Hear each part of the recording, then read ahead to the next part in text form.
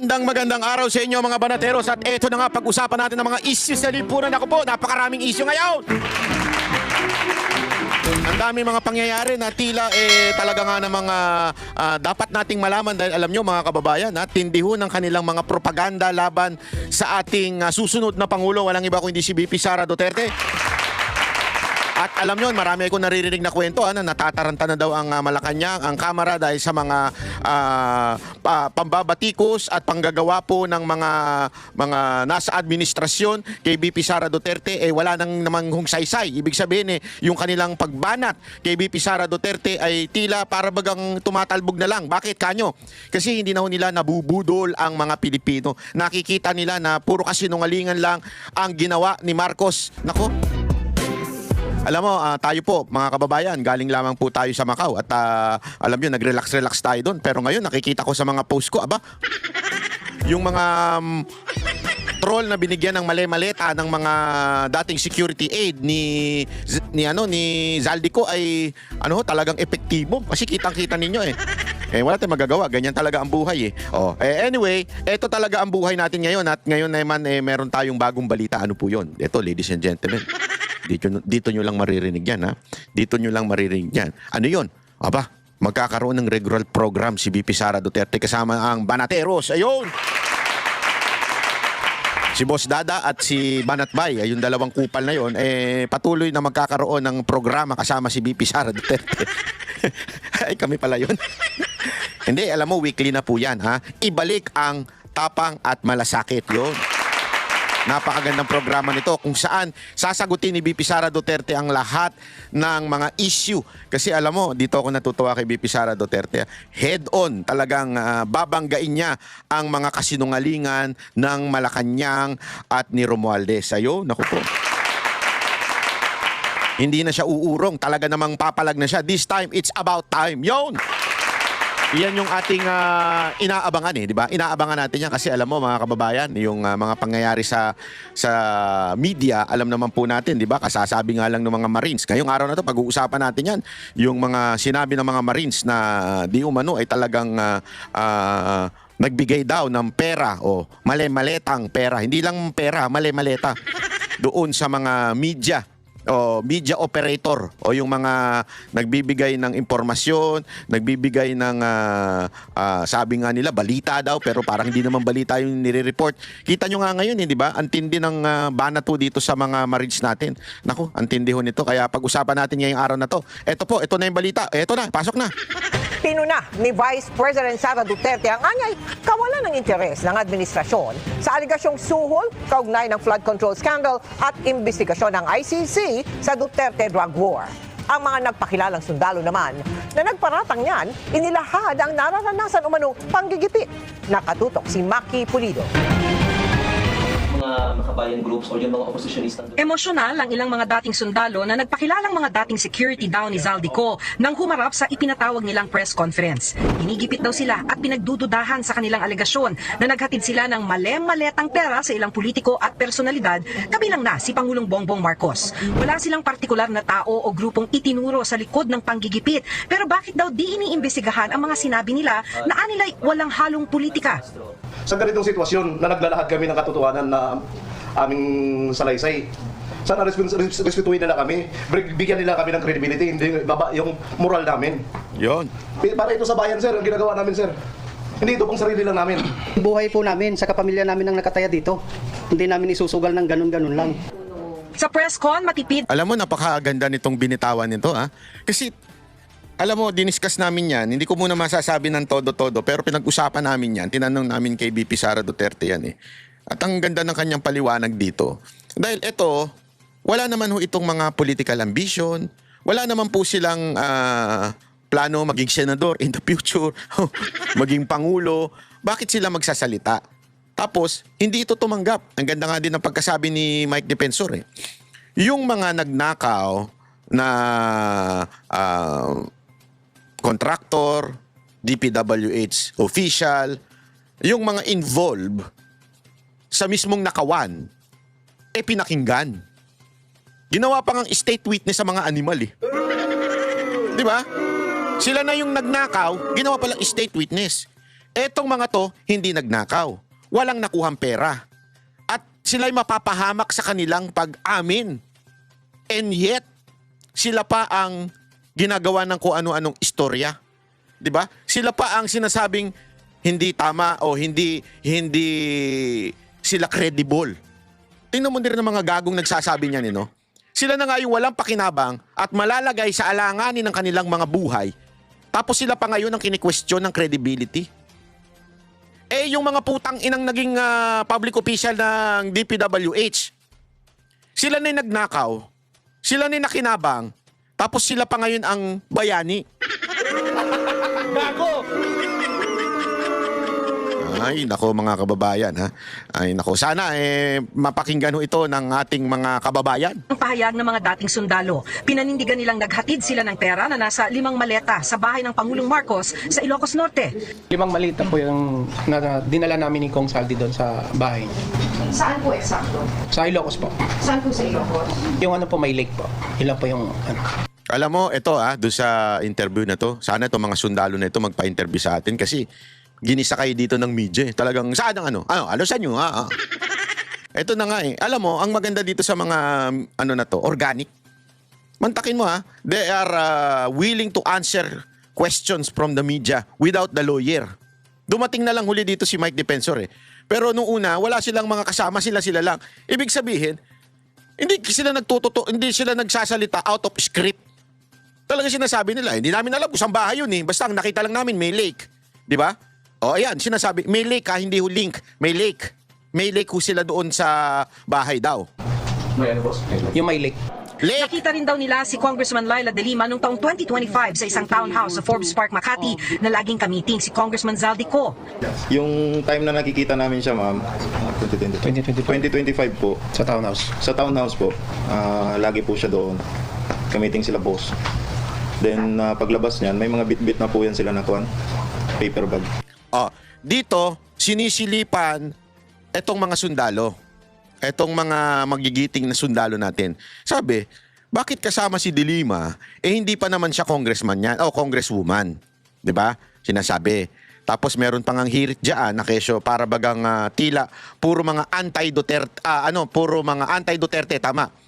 Kaya iniisip nila na sila ay mga Duterte, 'di ba? Kasi daw puro mga anti-Duterte daw ang mga tila para bagang ibinubulgar nitong mga sundalo na ito. Alam mo, whether you like it or not, si De Lima is a good symbol among the yellow and the pink. At the same time, kilala naman natin na siya yung parang may baton. Alam mo yung sabihin na may baton? Siya yung may command among them. Kasi nga, nakulong daw dahil kay Duterte, napalaya. After ni Duterte, ganyan yung picture nila. Yan yung kanilang kwento Napalaya, kaya ngayon, tila siya yung namumuno sa oposisyon. So ano ibig sabihin yan? Bakit siya kasama doon? Doon sa inabutan daw, di umano, allegedly, sabi nito mga ito, ng maleta. Bakit siya kasama? Hindi pa naman siya congresswoman noon at that time. Kasi nga, nakita naman natin, nagkaroon ng parang deal. Deal among the yellow and the administration. Kaya nga mapapansin ninyo, itong mga yellow, mga pinklawan, hindi bumabatikos, hindi pinagre-resign si Marcos. Hindi nyo ba nakikita? Dati kasi ganito yan. Para lang sa kaalaman nito, itong mga kaliwa, may sariling utak yan. Okay? Kasi nga, meron silang sariling organisasyon, yung CPP, NP, NDF. Noong una, hindi sila bumabanat ng Marcos resign, pero ngayon bumabanat na. Okay? Pero mapapansin ninyo, itong mga dilaw, true sa mga kasamahan ni De Lima, ay hindi pa rin sila hanggang ngayon bumabanat ng Marcos resign. I think, if this security of Zaldico is yung sinasabi nila ay totoo, malamang nakipag-deal ang Malacanang sa mga dilaw. At sinabing, eto, tutulong kami sa inyo. Remember, kumandidato karamihan sa kanila. Magkakasama yan. Sila Jokno, De Lima, Bamakino, si Sharon Cuneta, yung asawa niya. Diba? At hindi sila bumabatik. Pansinin niyo yung mga kasamahan ni De Lima nasa majority. Na dati, Nasa minority yan. Dati yan, opposition yan. Galit na galit kay Marcos, nanggigigil kay Marcos. Pero bakit ngayon hindi sila nanggigigil? Dahil ba sa maleta?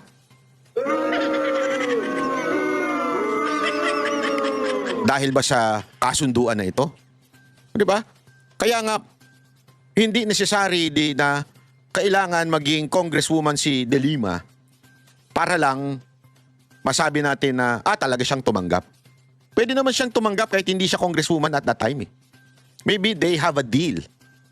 Maybe, I'm not saying it's true. If itong mga sinasabi ng mga security aid ni Zaldico ay totoo, maybe they had a deal. Deal with the issue of ICC, deal with the administration na huwag kayong mananawagan ng Marcos resign, huwag kayong babatikos.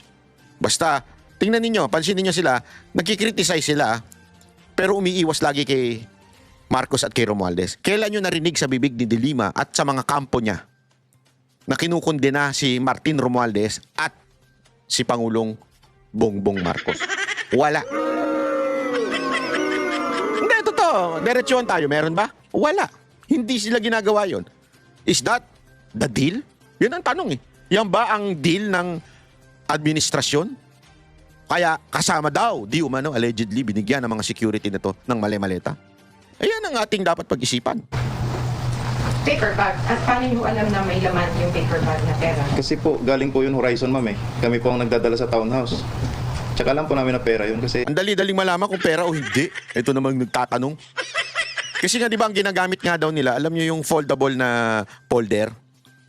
Kasya ano doon eh, mga 3 milyon, 2 milyon. Hindi, walang biro. Kasi ako minsan pag bumupunta ako ng bangko, hindi ko naman dala-dala sa yung sabag ko minsan eh. Nasa ano lang eh. Ba't may pera kang ganyan? Bakit? May negosyo ko eh. Itong vlogging. Hindi, kasi maraming pumupuna. Pati daw yung pagpunta-punta ko ng makaulol. Magtrabaho kasi kayo. At saka, eto, isang mga tunay na vlogger dyan, nakikita nyo naman siguro yung YouTube natin. Nakikita nyo naman ng view siguro na YouTube natin. Aside from, meron pa akong mga ibang negosyo. May artist pa ako hinahawakan.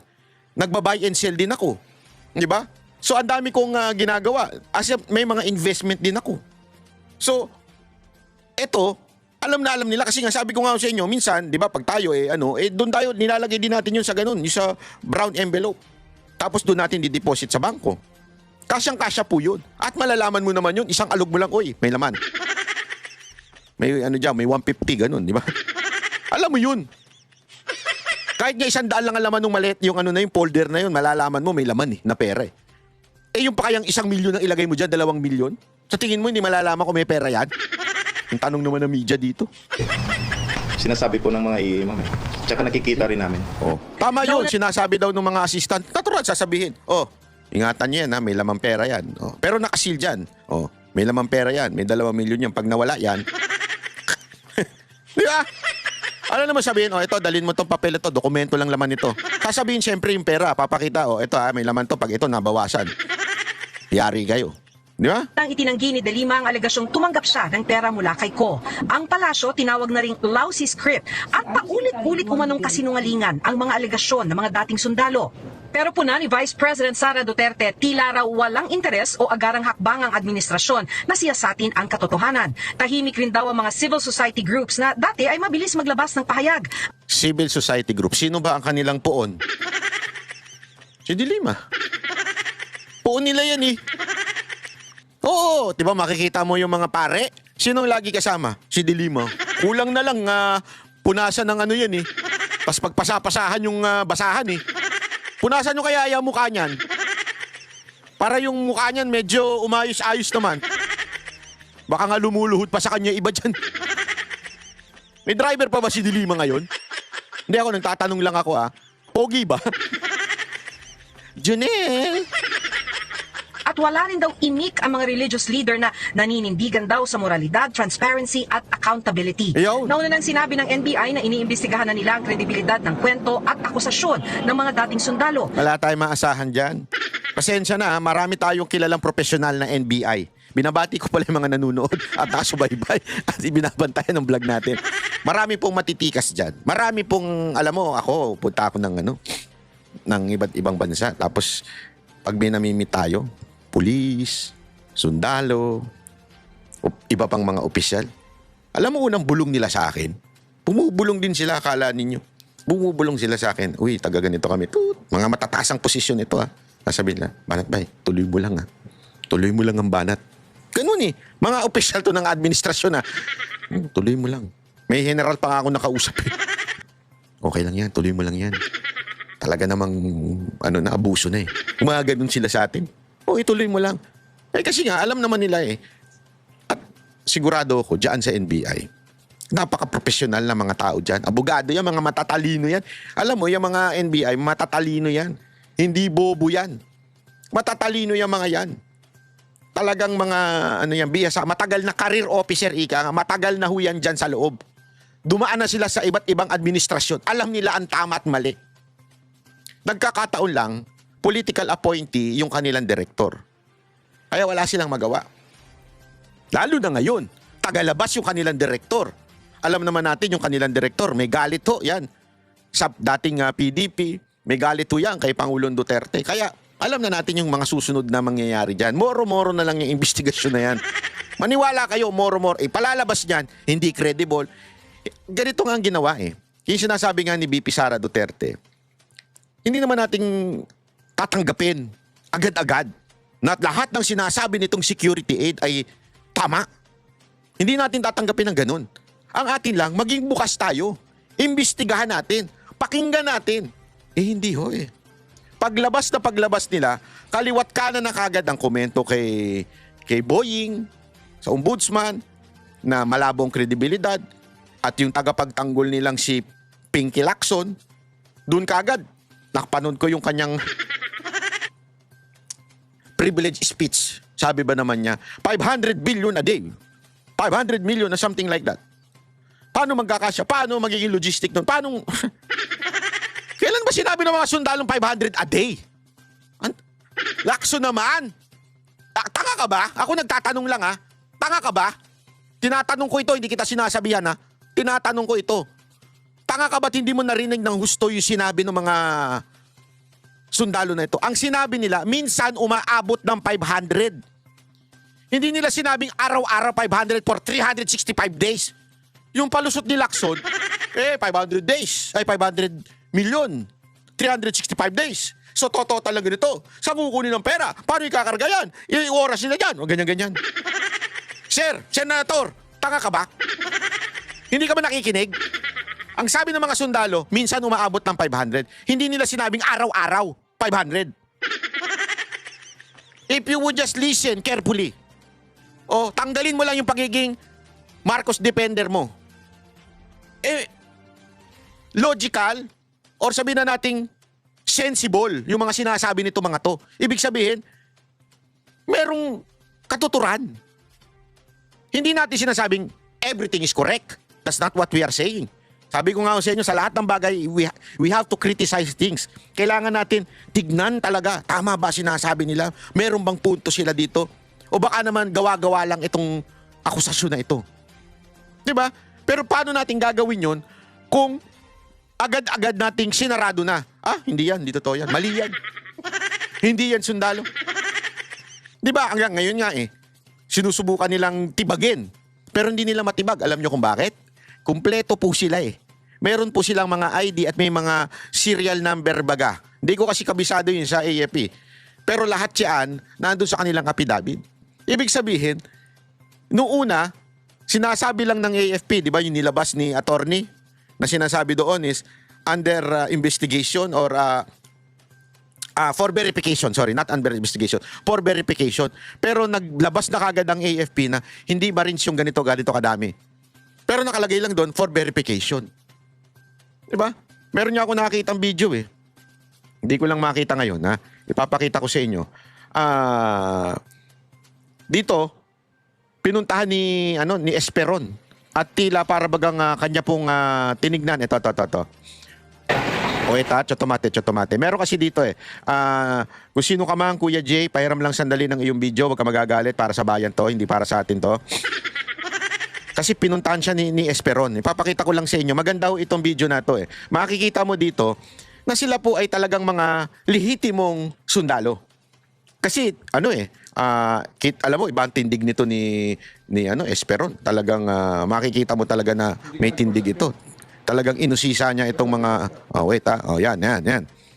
Inusisa niya itong mga Marines na daw na ito. Sinigurado niya, talaga ba kayong mga Marines? Tinanong niya isa-isa. Eto. Ako, yari kay Esperon. Retired General. Baka bukas i-libel ka na rin. Trillanes. Kasi alam mo naman si Trillanes eh. Yan. Pero nag-return ka. Oo. Ikaw, nag-awal ka ba? Yes, sir. Ilang araw? Naman, sir. Madali na, sir. Ganun naman tayo, may awal-awal, hindi kayo pinatawad. Hindi na, sir. Yan na yung order. Pero gusto mo pa sana bumalik. Yes, sir. Anong unit mo? Ulitin pa rin, sir. Saan nga? Saan dati? Pasensya na kayo, Yes, sir. Saan yung unit ka? 11 batalyon, sir. 11 saan? Ang time niyo, sir, sa Sambonga. Sambonga. Saan doon? Yung sa ano, sir? Anong rango niya? Type 8, sir. Yung BLT na dyan? Saan? Tawi-tawi, sir. Saan doon? Anong rango mo na? Type 8, sir. Anong kaso mo? Biserto, sir. Iserter ka ulit. Biserto, sir. Nakikita, sir. Anong rango niya? Batalyon, sir. Saan? Sa Umarsulo, sir. Sulog? Ay, sir. Ano? Anong rango mo na? Private, sir. Anong oras ka na? Anong year? Ano yan, sir? 2021? Bago lang, ikaw. 2001, sir. Classmate mo kaya? Hindi, sir. Sir. Bilang tuloy sa M27 sa Kalimbang. Limbar? Yes, sir. Anong rango mo naman? Sortoral, sir. Anong kaso? Administrative. Admin? Yes. Okay. Muapan sir. Oo ba? MBLP po sir sa Cotabato sir. Yes, sir. Cotabato City. Ano ba tayo? Visa rin. Saan man pa ako dito? Ito, siyang sumusubok sa akin ng tulis. Pagkakamali ako, siyang sumusubok sa akin. Diba ito na yun? Sir? Yes. Okay. Kasi, kalimot. Ito na. Ako kakalimutan ko yung pag-awal niya, pero yung pagsabi niya totoo, makabawi kayo. Kasi talagang Marines pa rin kayo. Kaya maniwala na tinatakwi kayo. Yes, sir. Huwag kayong maniwala na tinatakwil kayo ng Marines. Matindi yan. Matindi yan, yung statement na yan.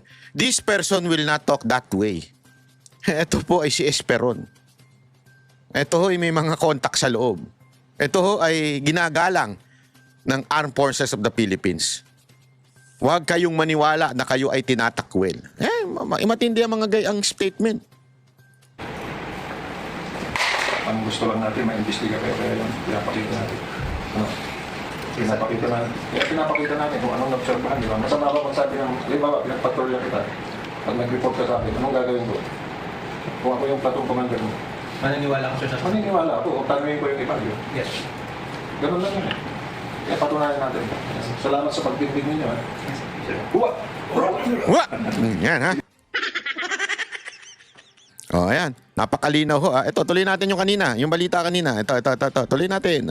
Sa inisyal na impormasyon ng NBI at Ombudsman, ilan daw sa mga sundalo may kinakaharap na kasong kriminal. Kasama raw sa iniimbestigahan ang mga personalidad na umano'y nasa likod nila. Giit naman ng mga dating sundalo. Hindi kami pro Duterte lahat. Yaw. Hindi kami pro BBM din. Neutral kami, sir. Nagtrabaho ordinaryong Pilipino lang, sir. Wala pong sumusuporta. Masarap sana ma-interview mga ito. Kung nananawagan tayo kay attorney at sa mga Marines na manunood nito. Gusto namin kayo ma-interview para mailabas talaga natin lahat. Kami yung Banateros talagang sa Vox Populi every Saturday. Diyan talaga nagte-trending. Lumalabas talaga ang tunay.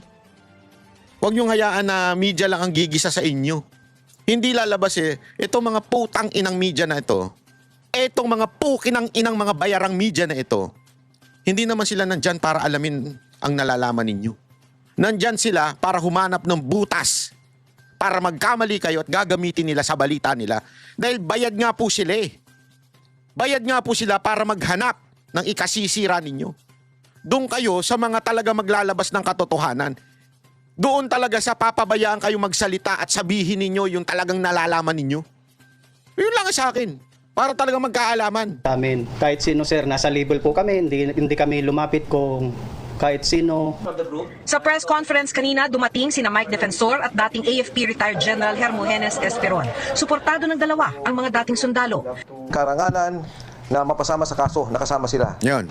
Yung sinasabi ng mga taong to ay katotohanan. Tumutulong ako sa kanila Dahil ayoko mangyari nung nangyari kay Sergeant Cotesa. Hindi kumpleto kanina ang lahat ng 18 Marines. Ang iba daw tinitiyak na safe ang pamilya nila. Kanina, Kasi may balita po kami. Actually, dapat nung last Saturday,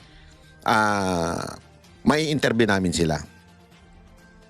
Pero, nag-excuse muna sila kasi sila daw ay mayat maya binabalikan ng ilang grupo. Hindi ko na lang sasabihin kung sino namumuno. Demonyo to eh. Itong grupo na ito, mga tao nito, gano'n. Mga demonyo. Kilala nyo naman kung sinong pinaka-demonyo dati sa PNP. Hindi ko na lang sasabihin kung sino yun. Pero mga demonyo daw, na pinapaligiran sila, sinusundan sila, kaya hindi ho sila at that time nag-excuse muna sila, medyo lang muna daw sila. Hindi daw po muna sila makakapunta. Naintindihan naman natin yun kasi nga naman, kailangan naman nilang siguraduhin ang kanilang safety. Di ba? Oh, tuloy. biglang tinapos ang press conference dahil may pangamba na raw sa seguridad nila. Para sa GMA Integrated News, Maki Pulit. Ayan.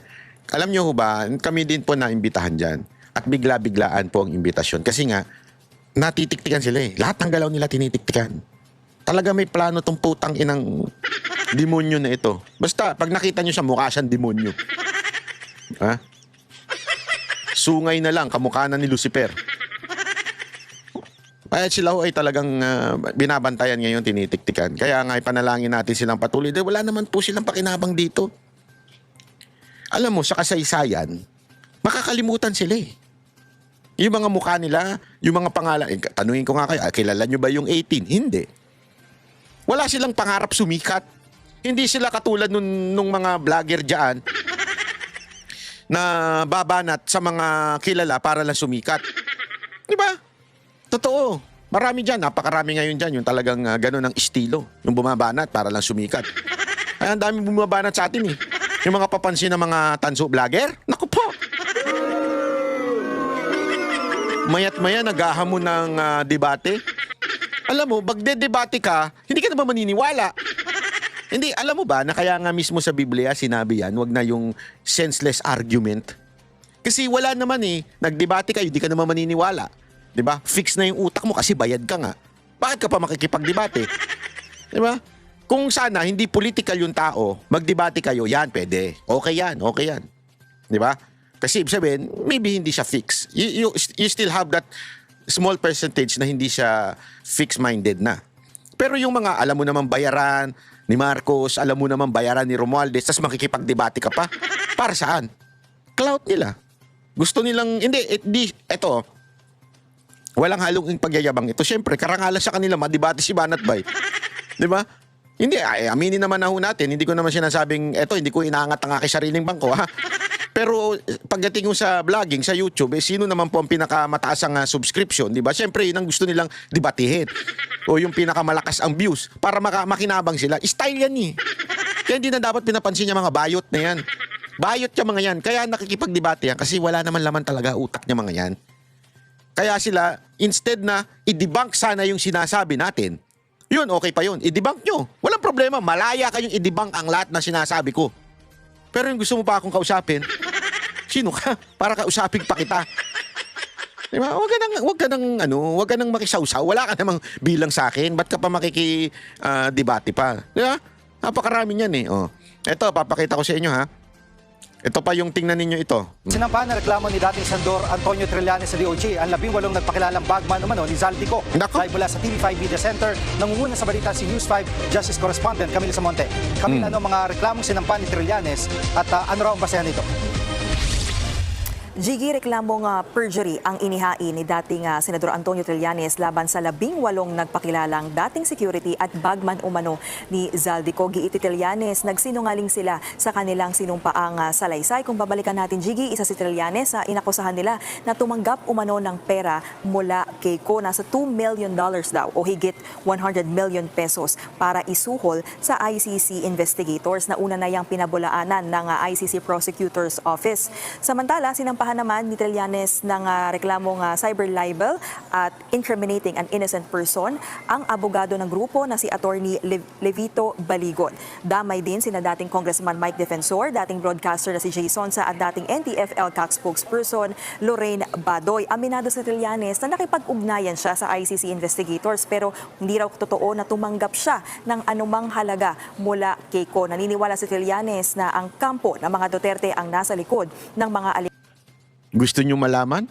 Abay, tinanong namin yan kay BP Sara Duterte. Madam, ikaw daw po ba ang nasa likod nitong mga sundalo? Ay, para malaman ninyo, panoorin nyo yan. Mamaya i-upload dyan. Alam ko, ngayong araw na ito, i-upload dyan, ha? Panoorin ninyo, okay? Oh. Para anya sirain ang kredibilidad ng ICC investigators. Narito ang ating senador. Ang ginawa nila ay paninira lang, hindi lang sa akin, kundi... Una-una, wala nang dapat sirain sa'yo. Huy, sirang-sira ka na. Hindi, totoo naman eh. Bakit ka pa sisirain? Hindi ka nga manalong mayor eh. Hindi nyo ba napansin? Hindi ka nga manalong mayor, bakit ka pa sisiraan? Sira ka na sa taong bayan.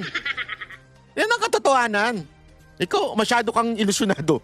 Hindi ka na kailangan siraan. Sira ka na talaga. Kundi doon din sa mga investigador ng ICC to cast doubt doon sa integrity ng ICC investigations. Ang hinala ko na ito ay gagamitin ni Kaufman para panabutahe doon sa trial, doon sa kaso sa The Hague. Camille, anong sagot dito ng kampo ng mga kinasuhan ni Trillanes? Jiggy, para kay dating Congressman Mike Defensor, karangalan daw na mapasama siya sa reklamo. Tutulungan daw niya itong mga nagpakilalang bagman ni Ko para nga hindi matulad kay Orly Gutesa. Si Gutesa ang retiradong sundalo na dati umanong security aide ni Ko at nag-deliver ng kickback sa mga politiko kabilang si House Speaker Martin Romualdez. Humarap siya noon sa pagdinig ng Senado pero wala ng impormasyon kung nasaan siya. Samantala, may paglilinaw naman ang isa sa mga dating security umano ni Ko. Narito ang kanyang pahayag. Pero kami lahat, hindi kami pro Duterte lahat, hindi kami pro BBM din. Sa ganitong sitwasyon na naglalahad kami ng katotohanan na aming salaysay. Sana restituin nila kami, bigyan nila kami ng credibility, hindi baba yung moral namin. At anong reaksyon ng ombudsman sa mga aligasyon ng grupo? Jiggy, para kay Ombudsman Boying Remulla, ang politika ang nakikita niyang motibo sa mga aligasyon. Layon daw nito na hikayatin na mag-aklas ang militar laban sa gobyerno. Inaalam na raw ng Office of the Ombudsman ang pagkatao nitong mga nagpakilalang dating security ni Ko. Ang ilan daw sa kanila ay napag-alamang may murder case at natanggal na nga sa serbisyo. Dagdag pa ni Remulla, hindi sapat. May murder case na. Ayan na, nananakot na. Di ba? So ayan na, nalanakot na, talagang tila, ayaw niyong tumigil. Murder case kayo ngayon, yari kayo. Yun eh, alam mo kung bakit? Eh parang makulong at matakot yung iba pa. Ang joint affidavit ng 18, dapat daw ay magsumite sila ng tig-iisang affidavit para mas malinaw ang kanilang testimonya. Narito ang pahayag ni Ombudsman Remulla. They're trying to create a political tipping point. What more? Ano natin yun, di ba? Sarado ka agad? Hindi mo na imbestigahan? Hindi mo na kausapin? Sarado na kaagad? Ba't ganun? Yung mga nagnakaw na opisyal ng DPWs, ginawa nyo pang state witness. You know why? The difference is, hindi nila tinuro si Romualdez at si Marcos. This one, tinuro nila si Romualdez at si Marcos. Ganun lang naman eh. Okay tayo sa paglabas ng katotohanan as long as hindi nyo ituturo si Marcos at saka si Romualdez. Pero pag itinuro nyo na sila, kalaban na kayo. They want a branch of the service to rise up in arms. Yun naman yun eh. They're creating a tipping point. Yan muna ang latest. Balik sa'yo, Jiggy. Nako, ayan. At eto, mga kababayan, fresh pa. Mapapanood nyo na ito. Wait lang. Chotomate. Baka iba yung lumabas dito. Delicates. Ito. Papapanood nyo ito. Ibalik ang tapang at malasakit. Panoorin ha. Abangan, tapang at malasakit. Isang programang magbibigay boses sa tapang at malasakit ng Pilipino. Kasi wala naman kasi talaga kami ginawang katiwalian. Nagtrabaho lang kami ng maayos sa Office of the Vice President. Pag-uusapan ang mga napapanahong issue. Sasabihin man nilang red tagging yan, hindi totoo. May ebidensya na merong mga members, ang mga Kabayan Black, Nako po. na galing sa kanila Matindi. papunta sa NPA. Sana lang walang copyright yung music. Patay tayo dyan. Pag may copyright. Sahang sagutan. Kinonfront ako diretso si BBM. Sabi ko sa kanya, bakit merong pagpaplano ng impeachment sa House of Representatives? Walang uurungan. Sinabi ko sa kanila na Alam mo, habang tumatagal, gumaganda si BP Sara, no? Na-distract ako dyan, eh. ito ay fishing expedition sa kawalan ninyo ng ebidensya sa paggamit ng confidential funds. Walang kinatatakutan. Naisip ko, may go signal ito na kalabanin niya yung dalawang opisina. Ngayong Marso 6, alas 5 ng hapon, tunghayan ang isang matapang na talakayan kasama sina Banat Bay, Boss Dada at Ang inang taba ko dun, ha? Bakit dito hindi ako mataba? Pangit ang camera ng SMNI, ha? Kasalanan pa ng camera. Ayop ka, Banat Bay. Dapat may filter. si Vice President Sara Duterte. Huling-huli kasi mga lalaki sa mga ano eh. Oo nga. Sa mga pambobola eh. Hindi ako kayo tumingin. Sa kanya kayo tumingin, wag sa akin. Baka naman ako kailangang bulahin. Wala akong asawa, wala akong jowa. Kaya kahit anong gawin ko. Boss Dada, bakit sa akin nakatingin? Ayun, ang tabang at malasakit, palakpakan. Nayari ako doon ni Bibi Sara Duterte. Binanatan si Banat Bay ni Bibi Sara Duterte. Pambirang buhay, ire. Ay, nako po, Bibi Sara, ayoko na ikaw interviewin na binabanatan mo ako. Talaga namang ito pa yung ginamit. Ginamit yung t-shirt, ha? Eh, si Mina, ayoko na. Resign na ako. Ay, nako, lupit nyo. Oh, galing. Palakpakan tayo dyan. Isang karangal.